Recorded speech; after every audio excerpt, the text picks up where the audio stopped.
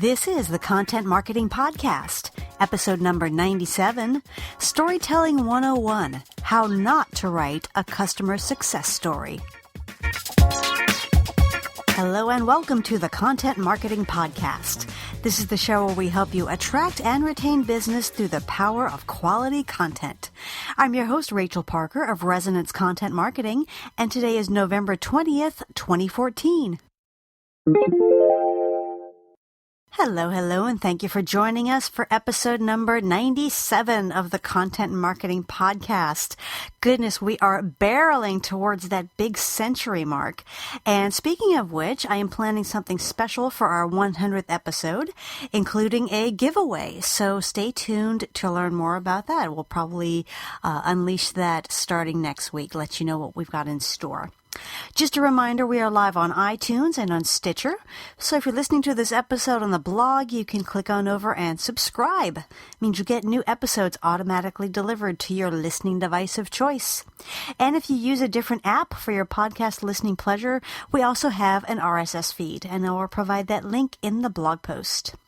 This month is all about storytelling here at Resonance, and in our last podcast, we talked about heroes, why every story needs one, and what every hero needs to make a good story. If you happen to miss that episode, feel free to click on over to iTunes or to Stitcher or to the RSS feed and get all caught up.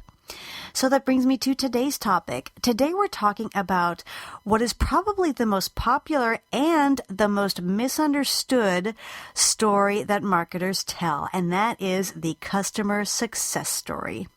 But first, it's time to check in with our news feed for this week's rundown of news you can use.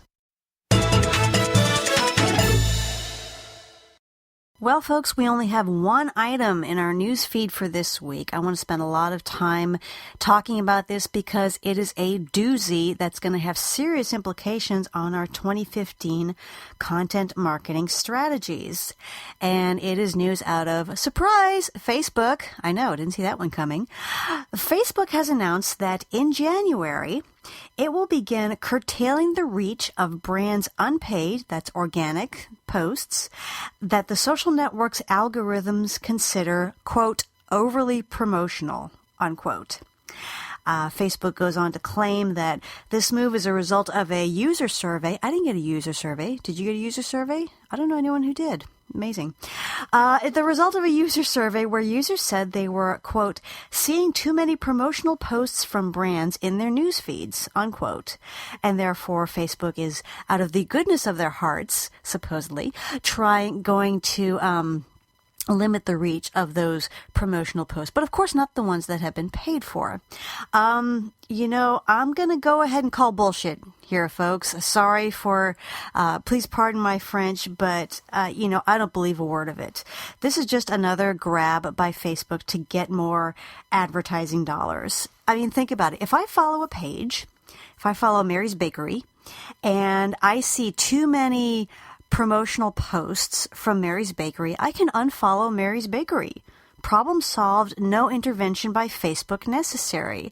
And that option has always been there. If you're sick of seeing promotional posts, and Lord knows I've done it enough times, if a brand is just out there squawking their marketing messages, I'm going to unfollow them. That's kind of the natural order of Facebook, and no intervention by Zuckerberg and company is required. So I'm really not buying that this move is some kind of charitable, benevolent nod to those users who are seeing too many sales pitches and trying to make this a better experience for them. Like I said, I just see this as a blatant grab for more advertising dollars. So as Facebook page admins, we have been over the last, ever since Facebook introduced promoted posts, we have been watching our organic reach go down, down, down, and down. And now any posts that the network deems, quote, overly promotional, and damn well that's going to include any posts with the words buy, word download, the word register. I think they're going to paint with a pretty broad brush that overly promotional definition. Any posts that are promotional, that reach is going to go down to zero. I mean, I can really see that if Facebook, sees your post out there and says, oh, no, overly promotional, they probably won't delete it, but they'll just tank your reach to where nobody's seeing it. And this is a pretty serious development.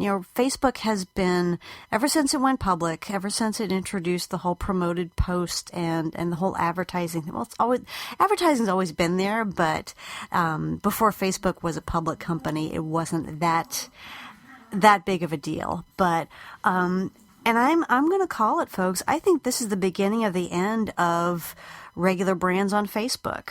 It takes a lot of time and effort to create that strong presence.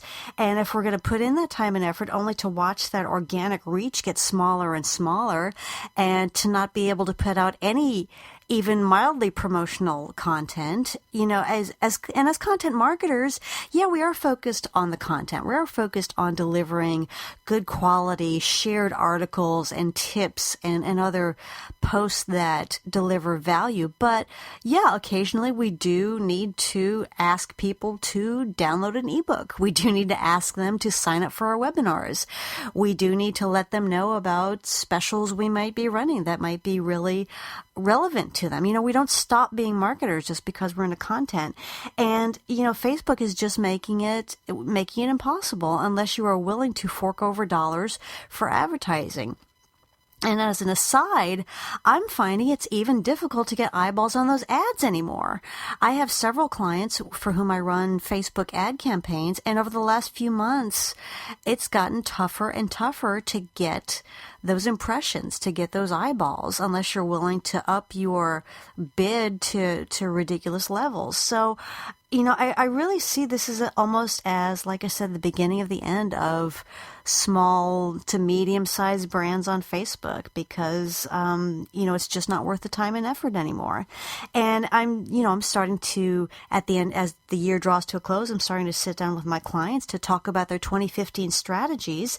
And I think with all of them, we're going to be looking at alternatives to Facebook. We're going to be looking at diversifying a little more and maybe paying a little less attention to Facebook because it is just not worth it anymore. So I don't know what you got out of that, if anything, but that's my 2 cents on the issue, and would love to hear your thoughts. Leave me a comment on the blog or hit me up on Twitter or LinkedIn or, that other greedy social network. But would love to hear your thoughts because I think this is going to have a huge ramification on what we do going forward, especially in as we go into 2015. Okay, I'm going to climb down off my soapbox. Spent way too much time up there already to tell you about our content hit of the week.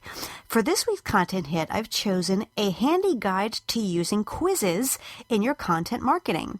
This is a great post by Josh Haynam, Haynam, on the Marketing Profs blog. And it's a very timely post because I'm sure you've noticed that quizzes are becoming enormously popular. You go to your social networks and you're saying, oh, which historical figure are you? Or what's your marketing superpower? And things like that. Quizzes are just all over the place. They're immensely popular.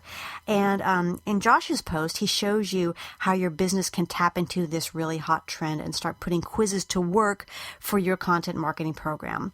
Very good read, and I will provide that link in the blog post for this episode. Okay, that's it for this week's update. If you stumble across something you think might be of interest to your fellow content marketers, please shoot it on over to us so we can share. Now it's time for this week's Spotlight segment. As I mentioned, November is all about storytelling here at Resonance. And, storytelling has just become such a huge buzzword in the marketing world. So we are dedicating this entire month to helping you make sense of it all, to help you make sense of the buzzword that is storytelling and showing you how to leverage it to amp up your content marketing program. And for today's installment, we are talking about probably the most popular and also the most misunderstood type of story that marketers tell, and that is the customer success story.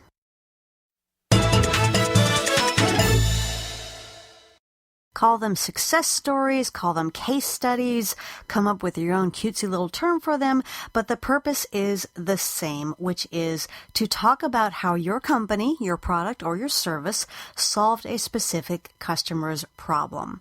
Customer success stories are one of the oldest tricks in the book for in the marketing playbook, and why not? It's a no-brainer, right? As marketers, we are talking to prospects about what we can do for them, how we can solve their problems, and of course the next logical steps is to show them an example of how you did exactly that, how you helped another client or another customer to solve their problem. Here's the problem, not to be confused with the other problem. Now, the problem is most brands get these stories terribly, terribly wrong. So let's look at what they are doing that makes these success stories not as impactful as they could be. So here's what a typical success story sounds like in a nutshell. Customer X had a problem. It was a big problem. It was one that caused him or her to experience A, B, and C, worry, frustration, whatever, and had the potential to cause X, Y, and Z if he or she didn't do something about it. Customer X called us, we fixed the problem, and we all lived happily ever after. Now, you've probably read and heard this story many, many times, variations of this story, and you may have written a story much like this yourself for your own marketing program. Here's the problem, and I'm going to refer back to last week's podcast where we talked about how every story needs a hero. And if you happen to miss that, I highly recommend that you go back and check it out. But the hero of any story is the key to emotional connection.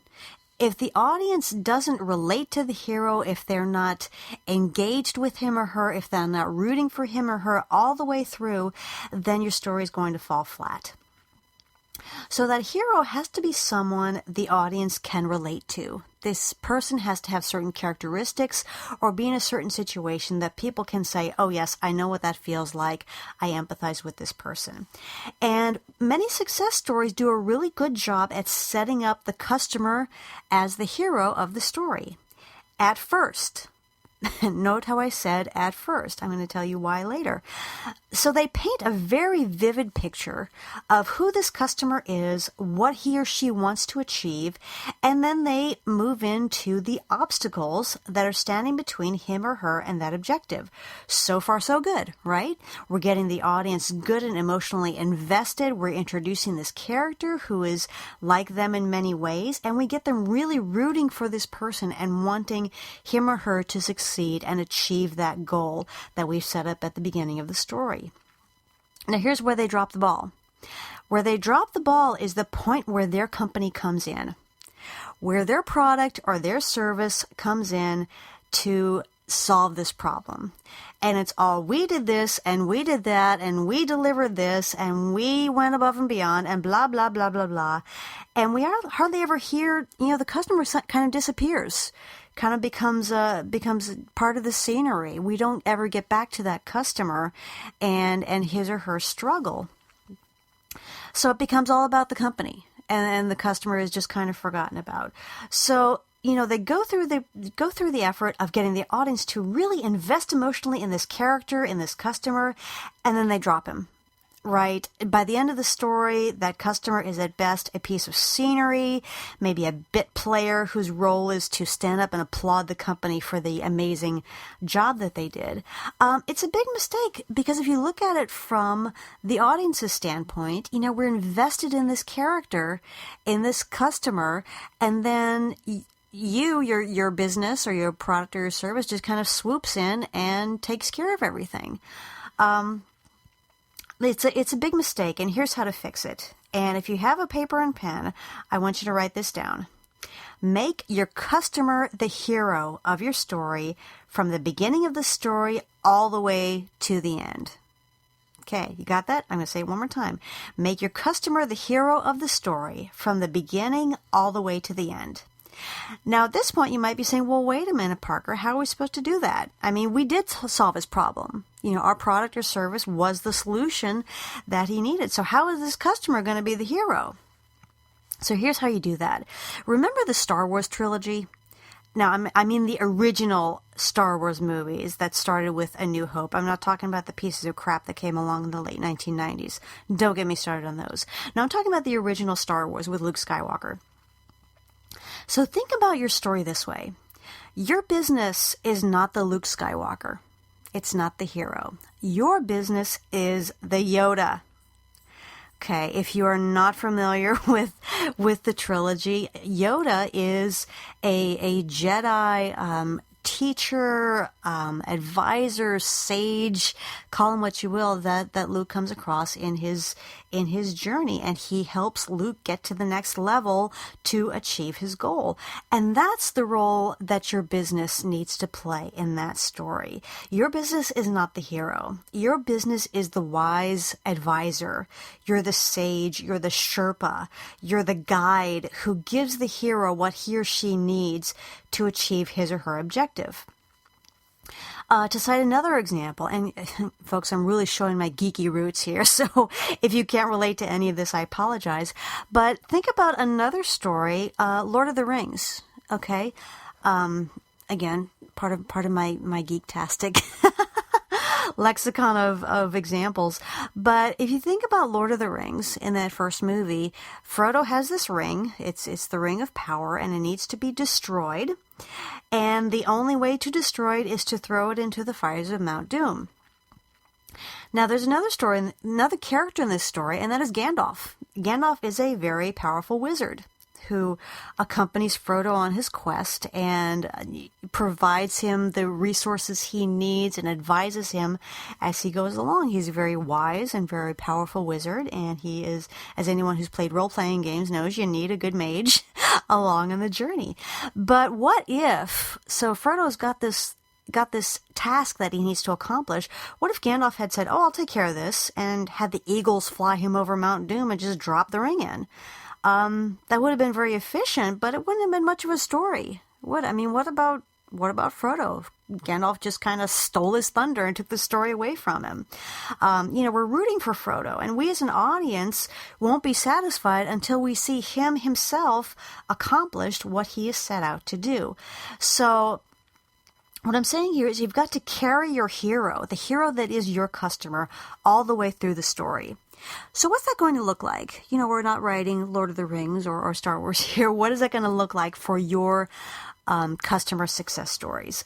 Well, you start off by setting up the customer and describing him or her in detail. Really let the audience get to know him or her a little bit and relate to this person. Describe the goal that this customer was trying to achieve, and then talk about the obstacles. What is standing in the way? So if this customer was aiming to bring in $3 million in revenue and it's October and they haven't even come close to reaching their goal, that's an obstacle. And then when you get to the point where your business enters the picture, and this is so important, make sure the customer stays in charge. Make sure that he is calling the tune, he is the boss, he has the final say, and you are just there to advise, to counsel, and provide resources. So instead of, quote, "we solved his problem and all lived happily ever after," try approaching it this way. The customer called us, we met with him, we reviewed some options, he decided to go in direction A, B, or C. We worked with him to implement it, and at the end of the day, he achieved what he set out to do. Or she, as the case may be, of course. And by the way, we all lived happily ever after, right? That's always the final end note. But when you tell the story that way, your audience's emotional investment in that hero is able to pay off because you've carried that hero all the way through. They relate to him, they're rooting for him from beginning to end, and they finally get to see him come out on top. And they look at that character, that hero, and say, that could be me. I could be that person who has accomplished his or her goal, and I see how these guys can help me get there. Do you see the difference? I'm hoping I make that clear, the difference between the two approaches to this customer success story. So the next time you sit down to write your own case study or success story, or whatever you call it, remember to number one, make your customer the hero, and to make sure that he or she remains the hero all the way to the end, remains in charge, calls the tune, is the boss, and that your business is an essential but a supplemental element. So you're critical. I mean, I'm not saying that you're not important. It is a success story about your brand, but you are working for the customer, and that customer remains the hero, the focal point, all the way through from beginning to end. As always, I hope this makes sense. If you have a question about anything we just talked about, or you want to join the conversation, I would love to hear from you, and I will give that contact info at the end of the podcast. Now it's time for our content marketing tip of the week. For today's tip, I want to talk about upsizing and downsizing your stories. Not just your customer success stories, but all the stories that you tell as a content marketer. Just like the rest of your content, your stories can be repurposed in many different ways. You can have the long version, the medium version, the short version, and the micro version. And each of those versions could be text, it could take place in video form, it could be told in visuals. You have many different options as a storyteller. Even boiling your story down to as few words as possible. And that reminds me of a story I recently heard about Ernest Hemingway. One time, again, another story. One time Hemingway was sitting around having lunch with his friends at a restaurant, and one of his friends said, "Hey, Ernest, you want to make a bet?" And Ernest was, probably on his third or fourth martini. He said, "Yeah, I'll make a bet. What's the wager?" And the friend said, "I will bet you $10 that you cannot write an entire story in 6 words." So everybody at the table tossed in their $10, and Hemingway said, "All right, I'll take the bet." So he thinks for a minute, and he thinks, and he thinks, and he grabs a napkin and writes the words, "For sale, baby shoes, never worn." Is that a story? You better believe that is a story. And he told it in 6 words.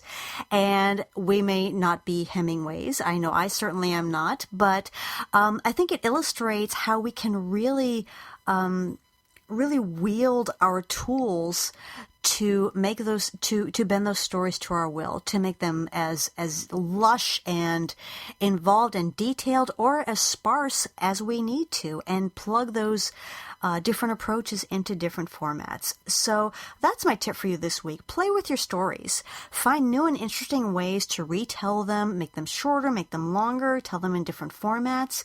And that's going to do 2 things for you. Number 1, you're going to get more leverage out of that single story. And number 2, you're going to reinforce that story in the minds of your audience. So you're not telling it the same way over and over again, but you're retelling it with different approaches. And every time you tell it, it's going to reinforce that story in the minds of your audience.